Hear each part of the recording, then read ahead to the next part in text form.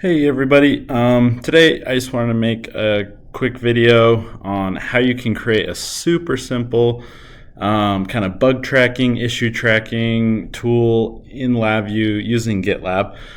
So this would be right from your software. So if you've created some sort of test stand software, users could submit either new feature requests or report bugs or whatever other issues they might have with software right from the software, and it automatically creates an issue in GitLab, which is really cool. So it is a very simple way. There's not a lot of customization you can add to it, but if you're just looking for a really simple way to just automatically allow users to request things and have it create an issue in GitLab for you, this is super simple. And this is specific to GitLab. So if you're using GitHub, they may have something similar. I don't know. I like GitLab a lot, so that's all I really use. But so first off, I just created this kind of demo project in GitLab. If you go down to settings and just go general, you're going to find this section here on Service Desk. So essentially what Service Desk is it's a way that people can send an email to a certain email address, and that email address is going to automatically create an issue. So here's the email address to use. You can just copy it, use it, and people can send that from whatever, right? They might have a work email, whether that's like Outlook, Gmail, whatever, and they can just go enter that in, send an email, and that works just fine too. The tricky thing is the email address isn't always super, it's not something you're just going to remember, if you look at it. So it is nice from the software. Users don't even have to know that in the background emails are being sent. So that way they can just, go click, hey, report issue, or, whatever it is, and then just, describe what they need. And then boom, it'll automatically create the issue in the background. So there's a few options here. You can customize stuff, so you can customize the response. So default one is GitLab support bot. So it's basically going to respond by saying, that this message came from the GitLab support bot, but you can customize that how you want. And then you can kind of customize a few other little things, and you can do custom email addresses as well. You just need a SMTP server. That way you can make it a little easier than, this whole monstrosity. So that's about all there is to customize. There's not a lot of customization, but it is ridiculously simple to have a bug submission tool this way. So I'm just going to use basically everything as default. And also wanted to highlight, you can turn this feature on and off in any project in your GitLab just by clicking this button. So we've got it all set up. It's enabled. It was actually enabled by default, so I actually didn't even have to turn it on. It was just on. Just leaving everything exactly how it is. And now let's go look on the LabVIEW side what this might look like. So I have, here, let me put that down. So I've got this simple application. So it's just reading a sine wave. I've added here a way that you can report an issue, and then I've also added a way where you can it opens up the GitLab repository from here. Let's take a little look at the code. Actually, I'm going to submit a request first, and then we'll look at the code, because sometimes it takes somewhere like 30 seconds before the issue actually pops up. So I've got this little dialog. I click report. You can describe the issue. Let's type this.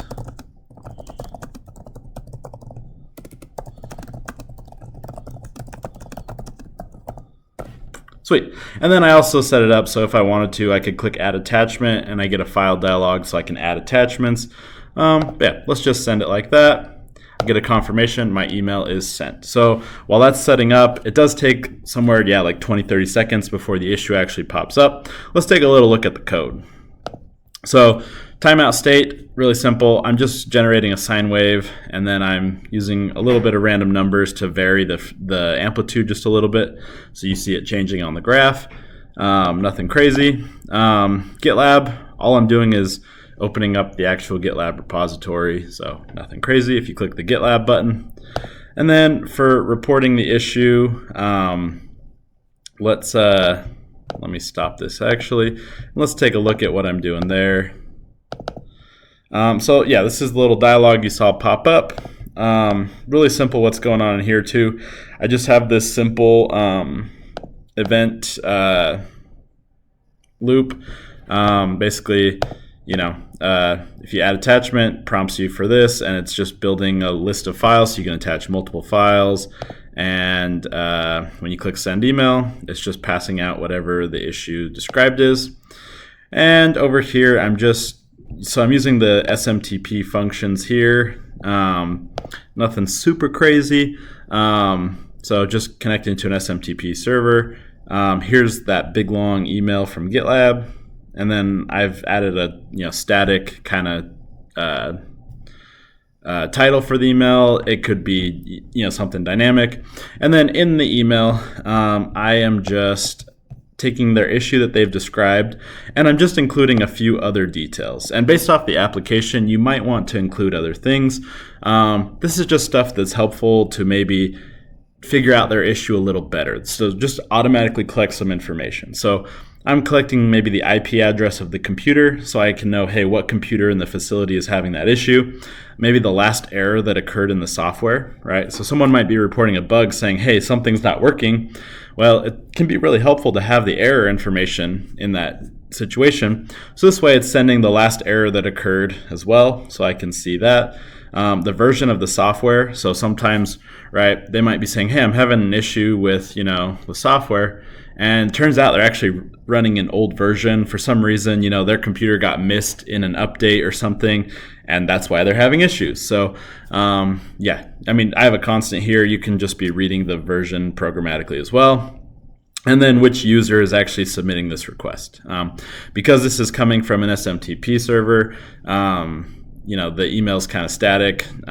You can also do other things, this could go through, a Gmail. You could use, different mechanisms to send Outlook emails, stuff like that. So this is just one of many possible ways to do this. And then, just sending the email and then just giving a feedback of whether it was sent or not. So let's go take a look on GitLab now. Let's go back to our project.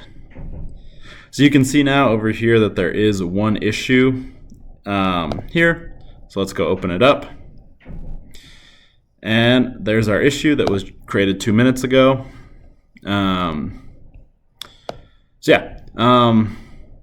Here we've got my description. So this is what I need. And then here's all of that other information that I had pegged on after the fact, right? So I can go, see more details that was just collected in the background, right? The user doesn't even know necessarily about this information, but it's just stuff that helps me check their issue better. Because sometimes, right, issues are just circumstantial, right? Like, hey, your computer's not connected to the network, and that's why you're having this issue. It's not a bug in the software, it's just your computer's just not connected. So, stuff like that, just helping, rule out things like that. Created the issue for me. Easy peasy. It actually shows me as well the email that it came from, and it does keep track of that too. So it does do an auto response that says, hey, your issue has been submitted. In my case, this came from an SMTP server. But also, as I make comments on this, so if I go down here and add a comment, it actually emails that person back my comment, which is really cool. And then as well, if I go down and I can do something like, hey, this is done. I want to comment and close. Cool, it's done. So my issue is now marked as closed. It'll take it out of my issues list. But also it's going to email that person and say, hey, this is done. And the ticket has been closed. So super simple way for feature requests, bug reports, stuff like that. Can all be handled in the background in software, and it automatically is tied to your repository, creates the issue for you and everything. So like I said, not super customizable. There's very little configuration, but if you're just looking for a very simple way to report and track bugs and issues, this is about as easy as it gets. And then in my issues, I can see I've closed 4 issues, right? So you can see as I was playing around with this a little bit, all the issues, I can go open them up, et cetera, et cetera. But really simple, really cool. Not just specific to LabVIEW. You can do this in virtually any programming language. So really cool. So if you're looking for a really good way to just let users request stuff, this is an awesome way to do it. If you have any questions about how to get it working or run into any issues, please just reach out. Happy to help. But yeah, thanks for watching. Canon Controls is your gateway to mastering LabVIEW. Dive into programming for data acquisition, industrial communications, and manufacturing automation. Explore how to enhance your projects with cybersecurity best practices. Join the journey to elevate your skills and secure your systems with every episode.